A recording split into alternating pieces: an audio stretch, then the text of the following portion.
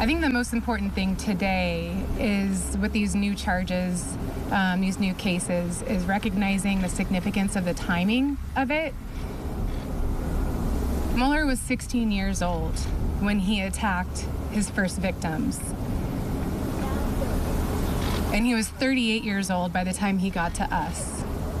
That's 2 decades of this mindset that he was living in. By the time our case came about, they found storage units full of equipment to help him facilitate terrorizing people. It's something that he's crafted and perfected over a long period of time.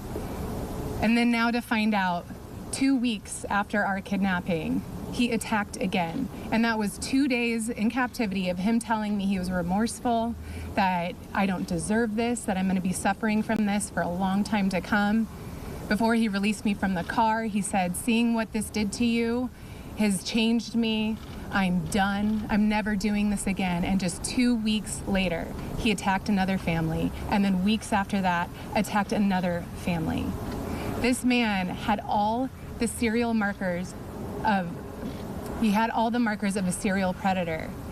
And it's unfortunate that it's taken this long to be able to really give some better clarity and hopefully some sense of peace to these other victims. I really believe that this is just the tip of the iceberg and that there's probably more to be learned and found, which is why, again, we are so grateful to have found a team in law enforcement who respects us, who values us as victims, and is willing to work with us and collaborate with us. We're hoping that this can be a really positive example of this is how policing can be, this is how investigations can be handled, and we're really hoping that there can be a shift in this in the future. Can be and should be a really good learning opportunity. That covers it. Yeah. Mm-hmm. Is there anything else you'd like to add? Sure. Well, we'll answer a few. We'll attempt to answer a few questions at this point. I do think I'm going to add to my original comments. I want to. You want to burn? All right. Sorry. All right. Let me slide over. Thank you. So, it really, to echo some of what's been said, all too often when something like this happens, when what are so obviously mistakes that took place in the initial days of the investigation after the home invasion and the abduction, to focus on the negative. But the truth is, this is much more about positive changes in the way law enforcement training is now done here in the state of California in terms of interviewing. Positive changes in and positive work from the standpoint of multitude of law enforcement people. If the press release at the very end, there's a listing of all the different agencies who contributed to this. I can tell you, despite everything that's happened, my working with the FBI over the last several months, up to and including a trip with a team down to Tucson to do an actual full comprehensive interview of Mr. Muller with an interviewer who's probably one of the 2 or 3 best interviewers in the entire world, participating in that, and the information that came out of it, including fast forward to frankly a somewhat crazy story where one of my lieutenant, who's standing back here, calls a detective from Contra Costa and tells him a story about a guy hiking 2 miles carrying a ladder so he can climb in the window in the middle of the night. And the detectives from Contra Costa stopped what they were doing and hunted around in the middle of the night until they found the location of the ladder, which is it is a very unusual, frankly crazy set of facts in this. But investigations lead us where they do, and the truth of it is, it's been alluded to, when law enforcement is open-minded, follow the evidence that's presented, positive things can happen. Do we know today that we know, the total of 6 cases that I mentioned to, that's the sum total of the crimes that Muller has committed? I frankly, honestly doubt it, but I don't know definitively. I know those are the ones that we know at this point. So with that, we're happy to answer a few questions. Can you tell us the case in 1993, what county that was, and if it's not something that he admitted to while in prison? We cannot tell you any specific details about that case because the investigation's ongoing. It is something that was discussed with him at length and independently investigated and verified that that did in fact occur. I have a question for Denise and Aaron. Behind you it says trust police. What made you take that lead to trust this police department and find ourselves where we are today?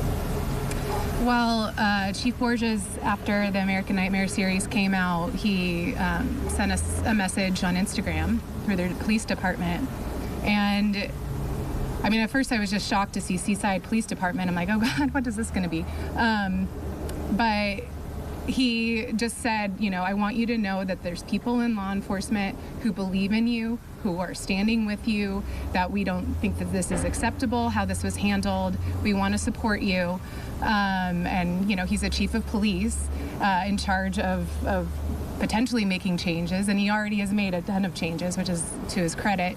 And then he offered, you know, I feel like this could be a really good learning opportunity for law enforcement. We'd love to host for you to come and speak to a group of officers, and we jumped on the opportunity because that's something that we've always wanted to do, is to work with law enforcement, and we've always felt kind of ostracized and treated as something difficult and to deal with. And so it was really, I mean, words can't describe what it feels like to feel supported in that way.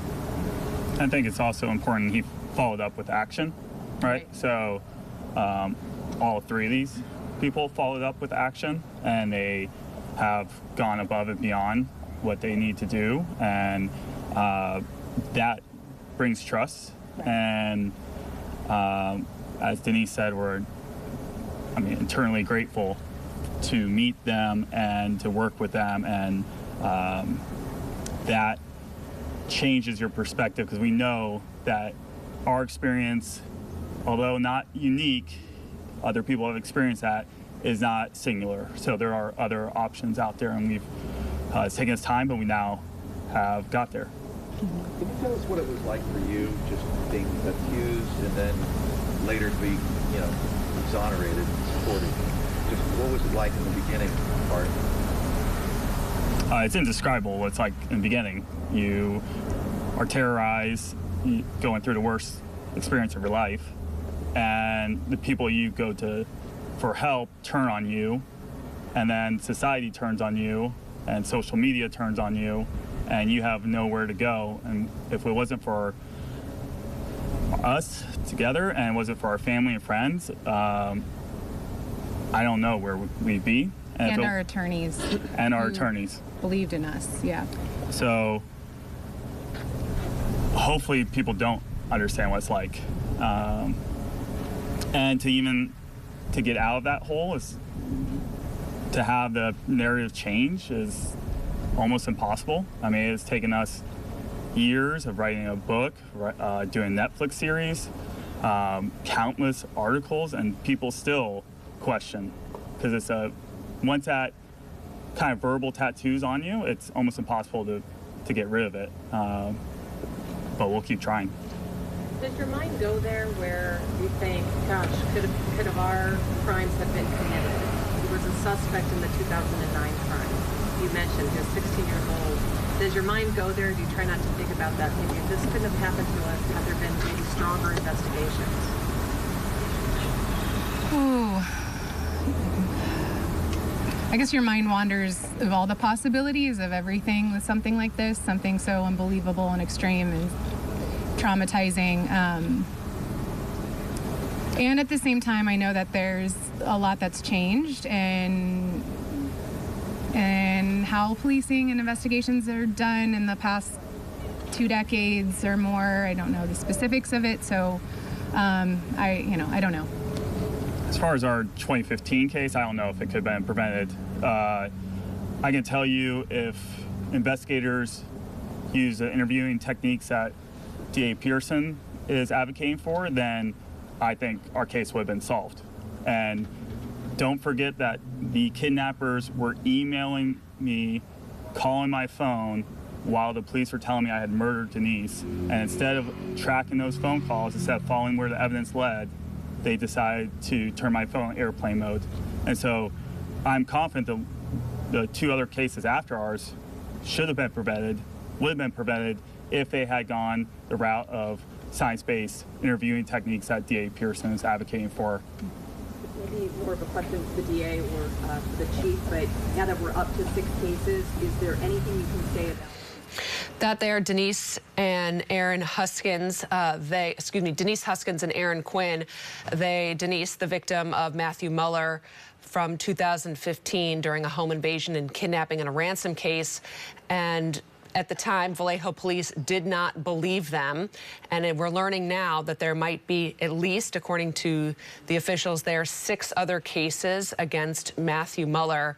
They did take some sort of swipes at the mistakes made by the Vallejo Police Department and now have taken this as a learning opportunity for other police departments, which is why they're with the city of Seaside there. With these 6 other cases, we're learning that they may have started as early as 1993 when Muller was just 16 years old. That case still under investigation.